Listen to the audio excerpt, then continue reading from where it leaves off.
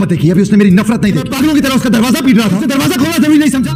मैं सच में सीढ़ियों से गिर गई थी। और का इस्तेकबाल करना नहीं। लालू एक बहुत अच्छे इंसान है तुम्हारे खानदान, तुम तो इज्जत करने के लायक भी नहीं। कहते कि मुझ पर पुलिस बुलाएंगे वो। मेरे दिल में आफरीन के लिए नफरत तुम लोगों की वजह से थी, तो ज्यादा प्यार दिया। तेरे जाने के बाद ड्रामे की आने वाले एपिसोड में हम लोग देखने जा रहे हैं कि सज्जल के लिए मुश्किल हालात शुरू हो चुके हैं।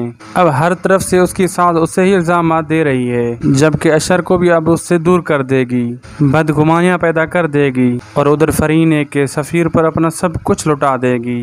और वो तो एक लालची और आवारा इंसान है, वो कभी भी फरीन को खुश नहीं रख सकता और फरीन को मुंह की खाना पड़ेगी। फरीन एक बार तो अपना घर खराब कर चुकी है और अपनी ज़िंदगी भी खराब कर लेगी।